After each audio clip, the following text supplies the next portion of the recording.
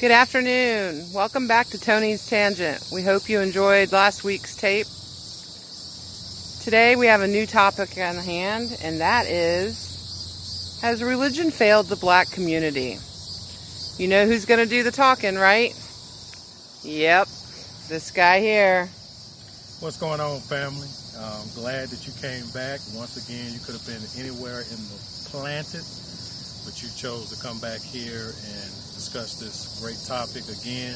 For those who don't know about me, I have been doing community work since 2006. It is now 2020, so if you're doing the math, that's 14 years and counting. I hope to be doing it until the wheels fall off or until they pull me yelling and screaming. So, Tony, does the race of your God matter? Absolutely. I'll explain for those men who don't think it matters. The brain does the most developing between the ages of 0 to 5. And in that time, it's very important that we understand the images that our children are bombarded with. And since 1488, when the Pope Innocent commissioned and said we will reduce all infidels to servitude, black folks, particularly 4.5, almost 5 million of them by the end of the Civil War, were enslaved. In some cases, they used the Bible to justify inappropriate behavior. In all cases, the God was white.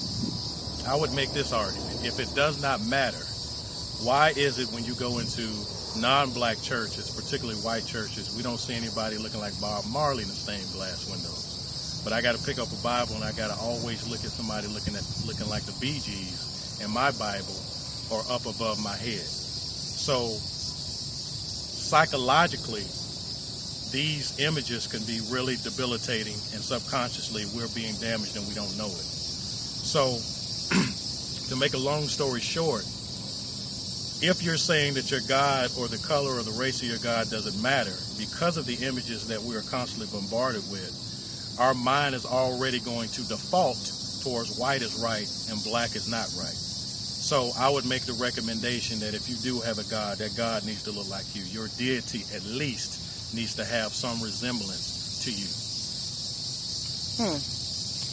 What role does religion play in the roles of black people, and what role should it play?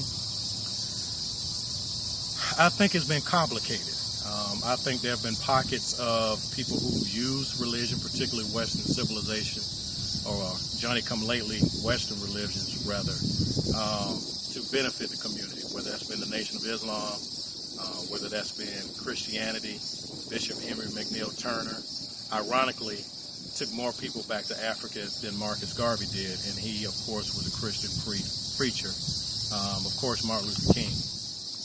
But for me personally, it does not matter what the religion is, but there are two things to me that are very much important about a religion, whether it's a new religion or whether it's African spiritual systems, and we'll get into that a little bit later.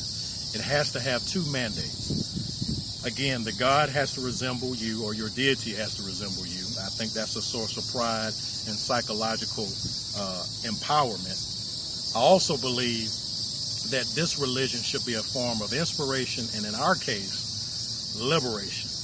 If it doesn't serve those two mandates, then you want to take that particular religion and you want to put lighter fluid on it and you want to burn it up.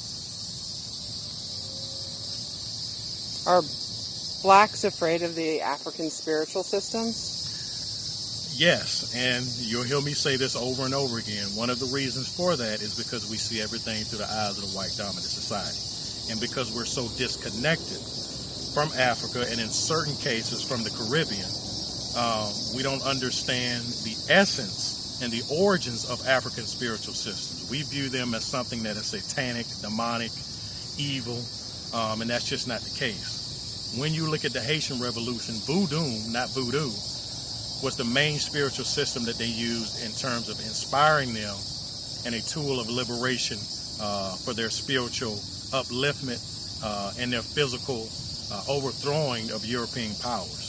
So most people will find that if you dig into your history, particularly your spiritual side of your history that dates all the way back to African spiritual systems, you will find that a lot of these ideals or concepts are going to be in the Johnny-come-lately Western organized religion.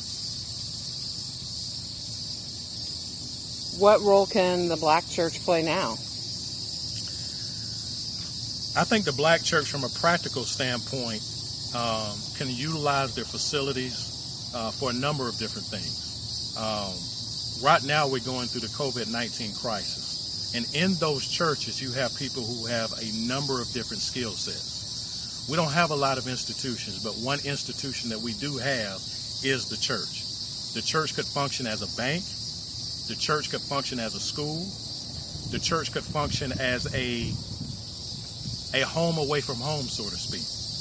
But to have as many churches, particularly in Jacksonville, as we do, particularly in the black community, and for them to be impotent and disconnected from the issues that's going on in the community, it warrants a level of criticism. And I'm here to say today that we are quick to talk about what the athlete doesn't do, what the person in the business community doesn't do, what the politician doesn't do.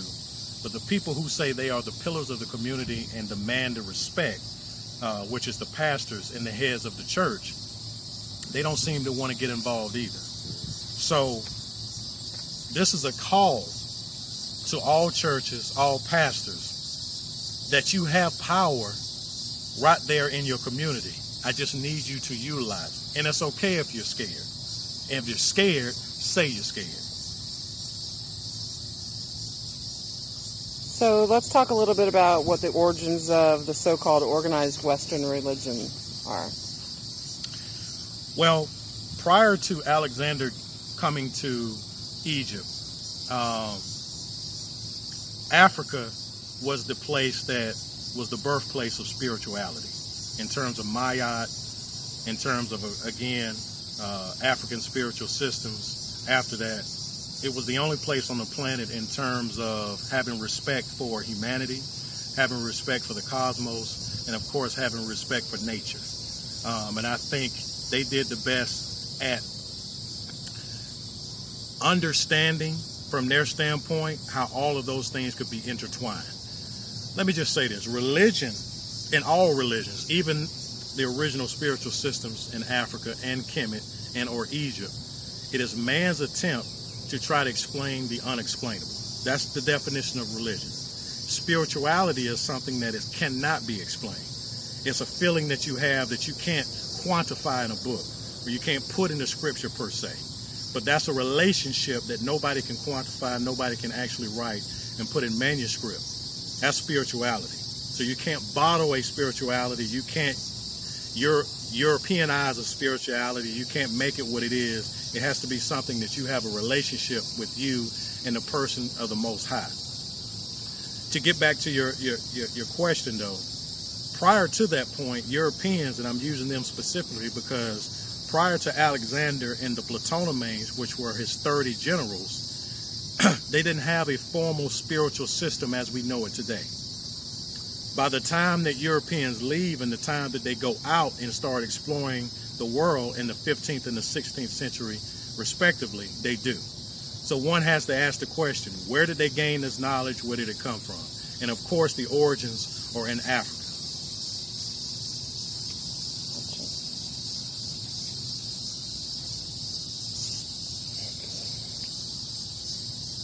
I don't have anything. Well, Tony, nothing shy of a mouthful of information. So for those that want to do a little more research on their own, do you have any material that they can reference? I do. John Jackson has a book called Christianity Before Christ. It talks a lot about some of the concepts that were taken and put into the Bible and put into the Quran, respectively.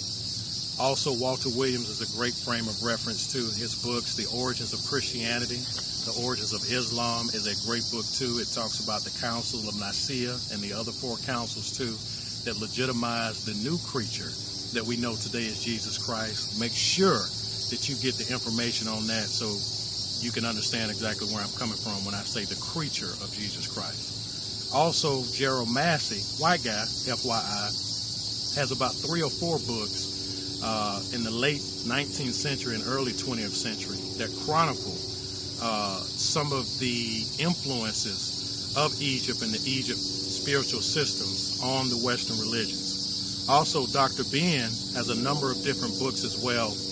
And last but certainly not least, George C.M. James has a book called Stolen Legacy that goes into detail. That is all we have for today, but I hope once again Tony's Tangent has been an enlightening moment for you. Again, you can reach me at TB, that's Tango Bravo 7787 at yahoo.com. Also, please feel free to check me out on my Facebook page, Tony's Tangent, as well as these videos will be uploaded to YouTube. Check us out next time. Out.